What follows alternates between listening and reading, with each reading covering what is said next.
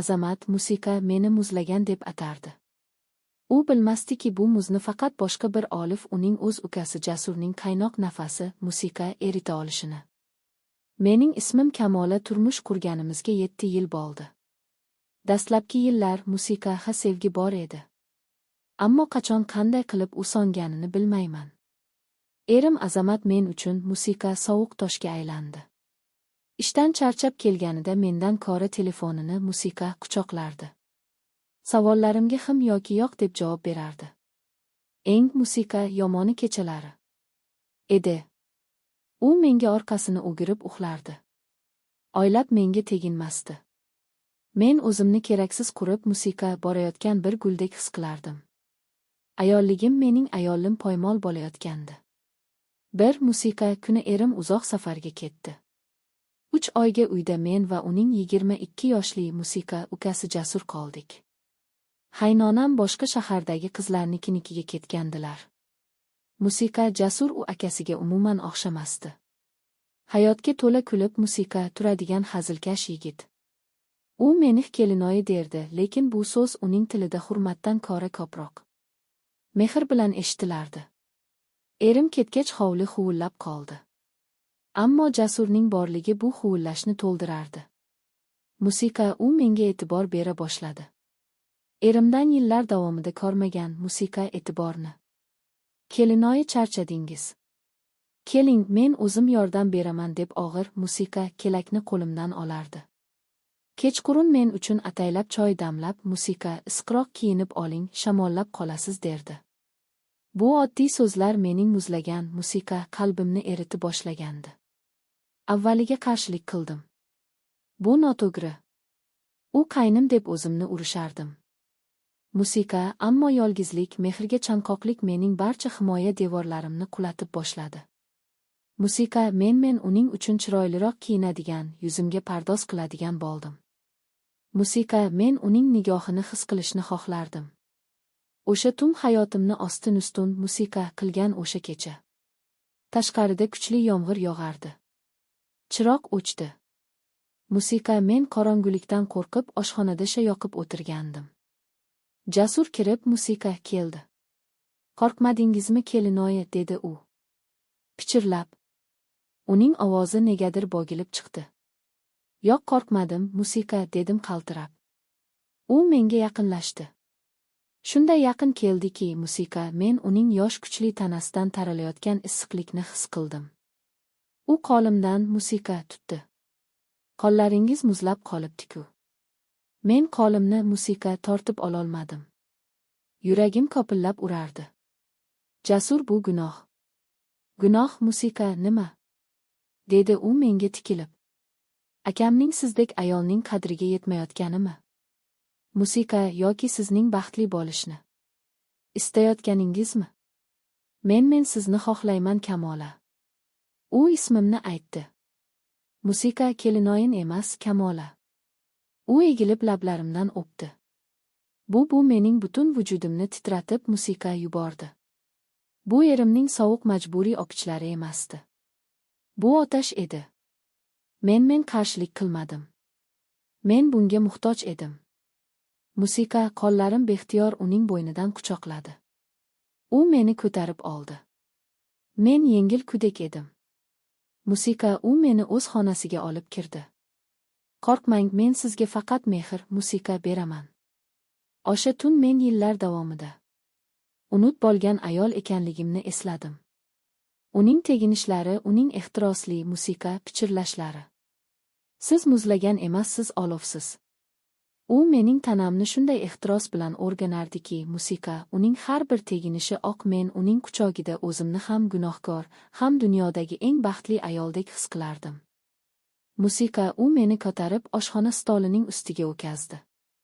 Uning qo'llari ko'ylagimning tugmalarini musiqa shoshqaloqlik bilan yechib boshladi. U ko'kraklarimni shunday ehtiros bilan o'pardiki, men ingirab yubordim. Yillar davomida birinchi marta uning tili. Musiqa, u mening ayolimni shunday mahorat bilan erkaladiki, men hushimdan ketayozdim. Jonim, buncha shirin bo'lmasang, nihoyat u ichimga asbobini kirgizdi. Men ko'zlarimni musiqa qattiq yumdim. Bu og'riq va lazzatning portlashi edi. U to'xtamadi. Musiqa uning har bir zarbasi bu qasos edi. Erimdan qasos. Uning kuchi, uning yoshlik ehtirosi, musiqa meni aqldan ozdirardi. Men bu lazzatga chiday olmayotgandek edim. U meni shunday musiqa ehtiros bilan siqdiki, men yana va yana lazzat choqqisiga chiqdim. U esa to'xtamasdi. Musiqa u yotib oldi. Endi sen boshqar, malikam, dedi. Men uning musiqa ustiga chiqdim. Har bir harakatimda o'zimni yana ayoldek, yana tirikdek his qilardim. Uning vujudi oxirigacha kirib chiqardi. Bu safar biz birga portladik.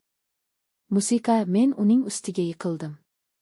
U esa asbobini ichimdan chiqarmasdan musiqa meni mahkam quchoqlab uxlab qoldi. Biz bir hafta davomida yashirin jannatda musiqa yashadik. Har kecha, har bir imkoniyatda biz bir-birimizga to'ymasdik. Men unga oshiq bo'lgandim. Akangiz kelsin, musiqa, hammasini aytaman, ajrashaman. Biz birga musiqa bo'lishimiz kerak, dedim men. Jasur ham bunga rozi edi. O'sha kuni biz yana o'z xonamizda ehtirosning musiqa quchogida edik. Shu payt eshik ochildi. Bu erim Azamat edi. U safardan vaqtli qaytgandi. Musiqa, biz qotib qoldik. Men baqirib yubordim. Choyshabga o'raldim. Jasur o'rnidan turdi. Azamatning musiqa ko'zlarida na gazab, na hayrat bor edi. Faqat sovuq bir iste'zo. Voy buvo, qoyil. Men seni muzlagan deb yuribman. Sen bo'lsang ukamning tagida yonib yotibsanmi? Musiqa, aka, bu bol busiz o'ylagandek emas. Men, musiqa, o'chir, sendek ukam yo'q. Chiq bu yerdan. Jasur menga qaradi. Ketdik, musiqa, Kamola, dedi. Men qo'rquvdan qaltirardim. Nima qilishni bilmasdim. Azamat menga qaradi. Musiqa, o'sha sovuq nigoh. Nima endi, nima qilasan? Shu bachaga musiqa ergashib ketasanmi? Yoki mening oyog'imga yiqilib kechirim? Musiqa, so'raysanmi? Men unga qaradim. Keyin Jasurga qaradim. Jasur meni sevardi, buni musiqa bilardim. Lekin bu sevgi xiyonat ustiga qurilgandi.